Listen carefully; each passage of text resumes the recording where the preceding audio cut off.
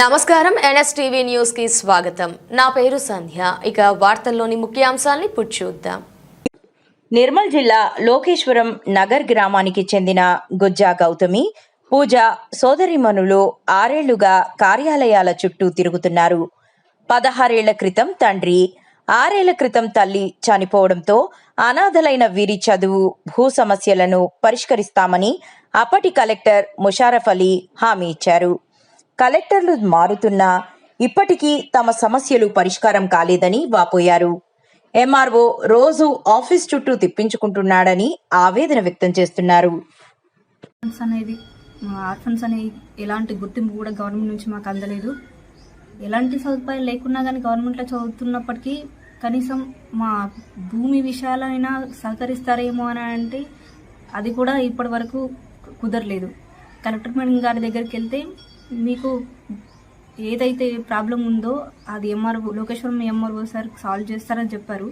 Sir దగ్గరికి వెళ్తే ఏదో చెప్తున్నారు. ల్యాండ్కి సంబంధించింది లీగల్గా ప్రొసీడ్ అవుదామని ఒక మాట చెప్పారు. తర్వాత సార్కి లెటర్ వేయించుకున్నారు. కనీసం మా హద్దుమైనా మాకు చూపించండి అని అంటే చూపించట్లేదు ఇప్పటివరకు. అది చూపించకపోగా ఏదో రీజన్స్ చెప్తున్నారు. మళ్ళీ 2 రోజుల తర్వాత మళ్ళీ రమ్మన్నారు.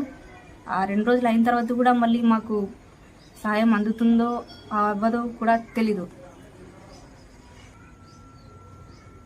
మా ఏదైతే ప్రాబ్లమ్స్ ఉన్నాయో గత 3 కలెక్టర్లు బదిలీ అయిపోయారు. కానీ ఇప్పటి వరకు ఏ సాయం అందలేదు. కలెక్టర్ ఆఫీస్కి ఇప్పటి వరకు ఒక 15 సార్లు అయితే వెళ్ళాం. కానీ ఇప్పటి వరకు ఎలాంటి సాయం అందకపోగా మాకు ఎలాంటి గుర్తింపు కూడా లేదు.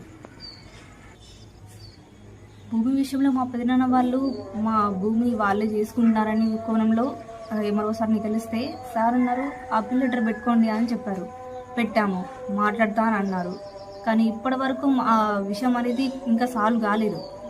అది సాల్వ్ కాకపోగా ఇప్పుడు ఏదో ఇష్యూ ఉంది అనేసి ఇప్పుడు చెప్తా ఉన్నారు. ఇప్పుడు తాతల కాలం నాటి రోజుల్లో ఏదో లోన్ తీసుకున్నారు అనేసి అది ఆపిస్తున్నారు. ఇప్పుడు హద్దులు చూపించమంటే 2 రోజుల తర్వాత రమ్మన్నారు, చూపిస్తామని చెప్తున్నారు. కానీ మాకు నమ్మకం లేదు చూపిస్తారా అనే కోణంలో. చూపిస్తే బాగుంటుందని ఆశపడుతున్నాం. ప్రస్తుతానికి గవర్నమెంట్ కాలేజీలో చదువుకుంటూ మా అన్నయ్య దగ్గర ఉంటున్నాం. మా అన్నయ్య ఏదో కూలి పని చేసుకుంటూ ఉంటున్నాడు, మమ్మల్ని పోషించుకుంటున్నాడు. మా భూమి హద్దులు మాకు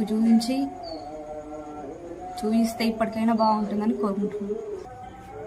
ఇప్పుడు నేను గవర్నమెంట్ కాలేజ్లో ఫస్ట్ ఇయర్లో ఎంఎల్టీ చేశాను. ఎంఎల్టీ ఫస్ట్ ఇయర్లో టాప్ స్కోర్ వచ్చింది. ఇప్పుడు సెకండ్ ఇయర్ అయిపోయింది. సెకండ్ ఇయర్ ఎగ్జామ్స్ కూడా రాశాను. ఇప్పుడు ఏప్రిల్ వరకు రిజల్ట్స్ వస్తాయి. మా ఎడ్యుకేషనల్ పరంగా అయితే మాకు ఎలాంటి సహకారం కానీ ఎలాంటి హెల్ప్ కానీ ఎక్కడి నుంచి రావట్లేదు. గవర్నమెంట్ నుంచి కూడా ఆర్థికంగా కూడా ఎక్కడి నుంచి మాకు ఎలాంటి హెల్ప్ అయితే రావట్లేదు. ఐసిడిఎస్ నుంచి అసలు మమ్మల్ని గుర్తించట్లేదు. అసలు ఏం చేద్దాం అనుకుంటున్నారో కూడా తెలియట్లేదు. అసలు ఎన్ని సంవత్సరాలు వచ్చాయి? గత 6 సంవత్సరాల నుంచి ఐసిడిఎస్ మమ్మల్ని గుర్తించట్లేదు. ఏ విషయం కూడా అసలు మా వరకు అసలు రావట్లేదు. నెక్స్ట్ ఏం చేయాలనుకుంటున్నాం? నెక్స్ట్ ఇప్పుడు బిఎస్సీ ఎంఎల్టీ చేద్దాం అనుకుంటున్నాం.